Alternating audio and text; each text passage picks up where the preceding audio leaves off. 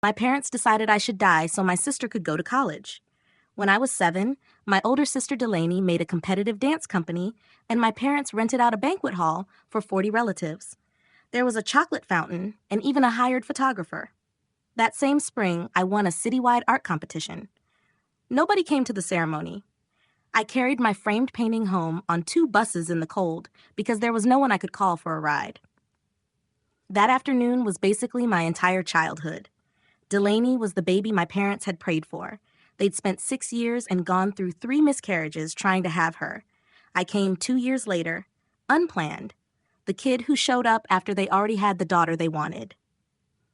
Delaney had a nursery with dancers painted across the walls and an expensive rocking chair. I had a mattress on a metal frame and blankets that used to belong to her. Mom kept every recital program, costume, and pair of ballet shoes Delaney ever owned in labeled bins. My drawings went in the recycling. By 9, I'd stopped expecting anyone to show up for me. I packed my own lunches, washed my own clothes, and walked myself to school. Sometimes Delaney and I were headed to the same building, and my parents would still drive her while I made the half-hour walk. Teachers called me mature. The truth was, I didn't have a choice. What bothered me most was that my parents constantly denied what they were doing. "We love you both the same," Mom would say while sitting in the front row of another one of Delaney's performances. She hadn't attended a single one of my art shows that year. "You're imagining things," Dad would tell me. Meanwhile, our living room had an entire shelf filled with Delaney's trophies, medals, and framed photographs. I had one school picture stuck to the refrigerator. It hadn't been changed since 3rd grade. When I was 16, I was accepted into a competitive summer program at an actual art school. Only a few dozen students from across the country got in. The school was 4 hours away, and I ran home with the acceptance letter thinking that, finally, I'd accomplished something too big for them to ignore. Mom read it and said, "That's nice, but Delaney has a regional competition that weekend. Nobody can drive you." She wouldn't miss one dance competition to give me the biggest opportunity I'd ever had. So I didn't go. After that, I got a job and started saving everything I could for college. I already knew my parents weren't going to pay for mine. Delaney had a college fund. Mom loved telling relatives they had almost $40,000 saved for her. Whenever someone asked about me, Mom would laugh and say, "She's resourceful. She'll figure it out." Like learning to survive without parents was some wonderful quality she'd given me. Then, during the winter when I was 17, I started getting bruises for no reason. I was exhausted all the time. By the end of a shift at work, sometimes I could barely lift my arms. I ignored it for weeks. In my house, being sick meant being a burden. Then I collapsed at work.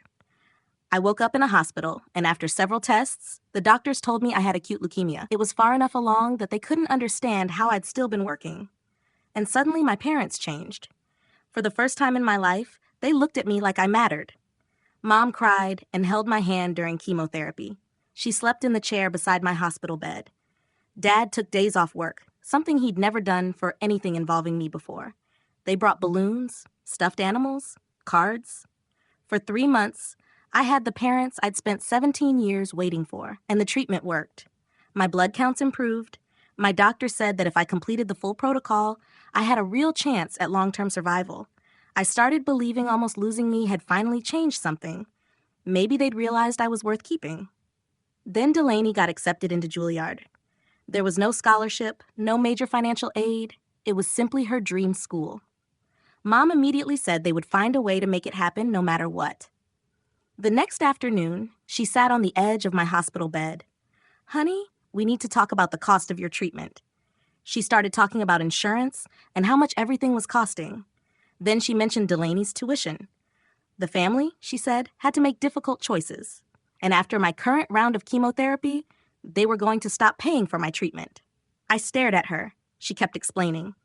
Delaney's education was an investment in her future. My treatment had no guarantees. The cancer could come back anyway. I'd already had a good life. And I shouldn't be selfish about taking away my sister's opportunity. Selfish. My mother actually called me selfish because I didn't want to die so Delaney could go to college. "We'll keep you comfortable," she said. Then she added, "Juilliard only takes you once. Your cancer will probably come back anyway." She said it like she'd already decided I was gone.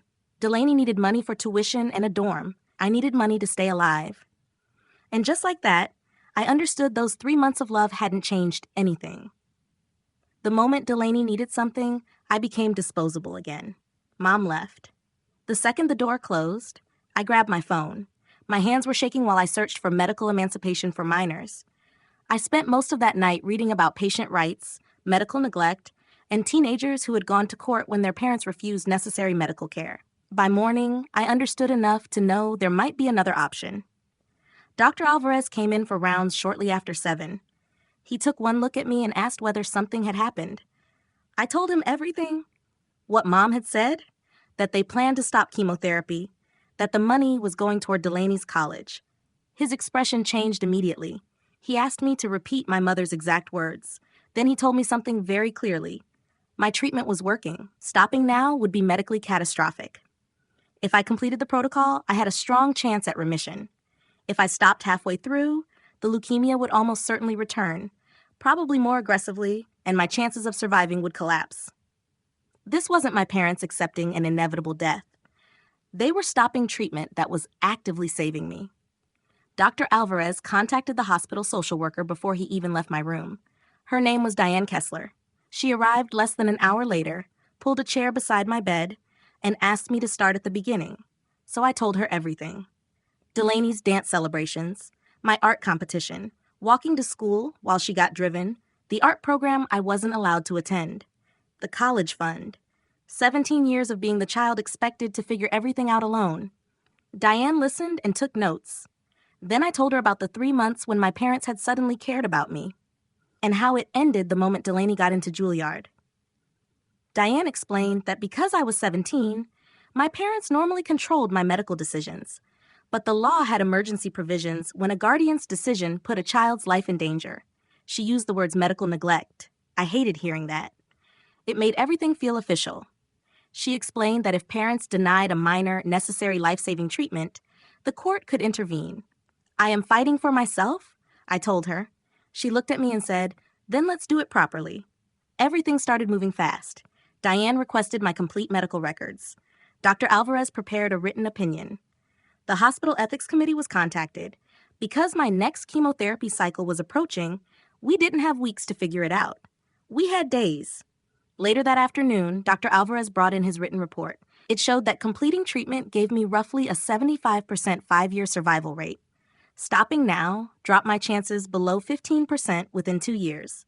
I stared at the numbers.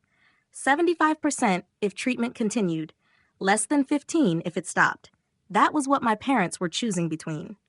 Then someone from billing came to review the actual costs. My treatment had already cost more than $40,000, but insurance had covered most of it. The remaining chemotherapy would cost tens of thousands more. But again, insurance would cover the majority. My parents' expected out-of-pocket cost was roughly $9,000. $9,000. That was almost exactly what Delaney needed for her first semester deposit and dorm expenses.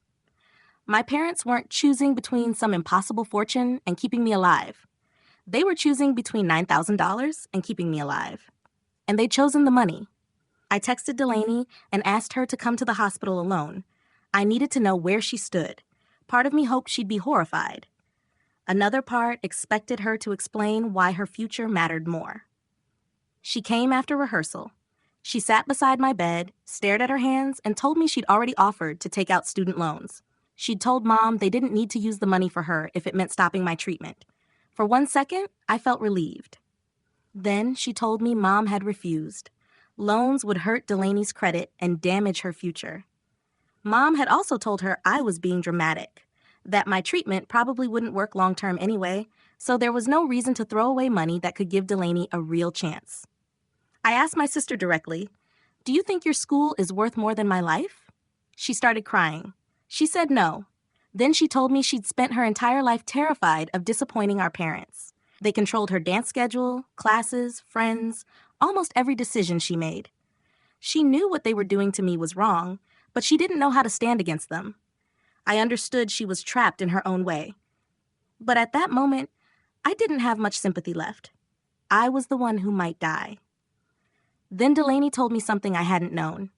Dad's business had been losing money for 2 years. Our parents had credit card debt, and a second mortgage, and the college fund wasn't really $40,000 anymore. They'd already taken money out for repairs and other expenses. It explained why they were scared about money. It didn't explain why their solution was letting me die. Plenty of families had financial problems without deciding one child was expendable. Diane came in while Delaney was still there. She asked whether Delaney would be willing to write a statement about how our parents had treated us growing up. My sister hesitated. Then she agreed. She wrote down the favoritism she'd witnessed, the events they skipped, the difference in money, the way I'd been left to raise myself while they focused everything on her. That night, Mom called. I let it go to voicemail. She accused me of being selfish and manipulative. She said I'd always been jealous of Delaney, and now I was trying to destroy her future. She said involving hospital staff was spiteful, and that I was making our family look bad. I deleted the voicemail. The next morning, Diane arrived with a legal aid attorney named Elias Fontaine.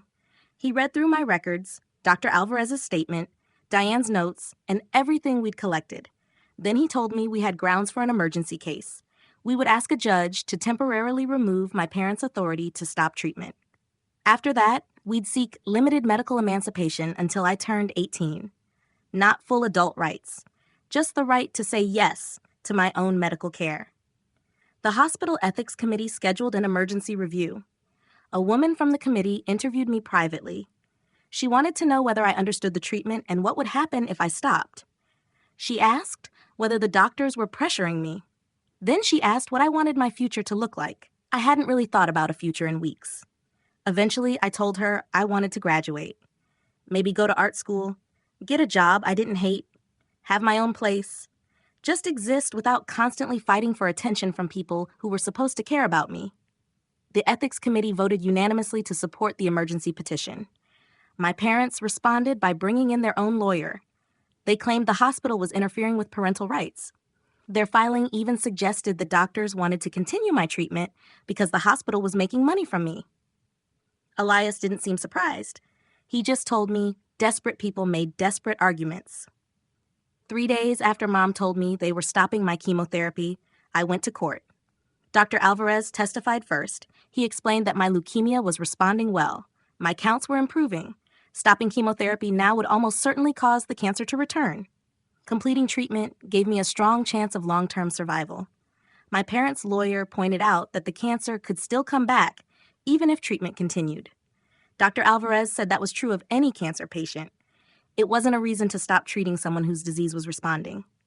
Diane testified next. She presented everything we documented. My childhood, the years of favoritism, Delaney's statement, the missed art shows, the college fund, the fact that my parents' lying involvement in my life had suddenly appeared when I got sick and disappeared again when Delaney needed money. My parents' lawyer argued that they'd supported me through chemotherapy. Mom had slept beside my hospital bed. Dad had taken time off work. They had been there when it mattered. Then Elias asked the obvious question. Why did that support end at the exact moment Delaney needed money for college? Their lawyer didn't have a real answer. Then the judge asked to hear from me. I walked to the front. My legs felt weak. She asked what I wanted. I want to live. I told her the treatment was working. I understood there were no guarantees.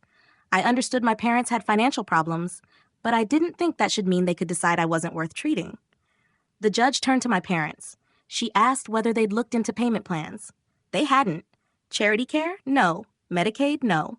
Fundraising? No. Had they spoken to the hospital's financial counselors about any alternative before deciding to stop my treatment? No. Their first response to the money problem had been to let the treatment end. Dad admitted they assumed there weren't other options. Then Mom tried to explain that she was protecting me from false hope. She said maybe spending my remaining months comfortably was better than putting me through more painful chemotherapy. Even she didn't sound convinced. The judge looked directly at her. Are you choosing one daughter's education over your other daughter's life? Mom opened her mouth. Nothing came out. She just sat there, and her silence answered the question. The judge didn't need time to think.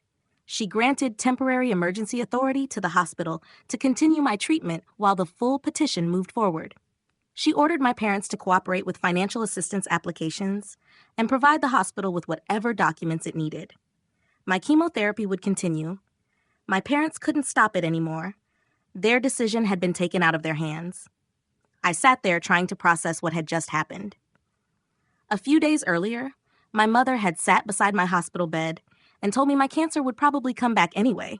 She had decided my sister's college education was a better investment than keeping me alive. For 17 years, I'd been the kid nobody fought for. So when my parents finally decided I wasn't worth saving, I did the one thing they'd spent my whole childhood teaching me to do. I figured it out myself, and this time, figuring it out meant fighting for my own life.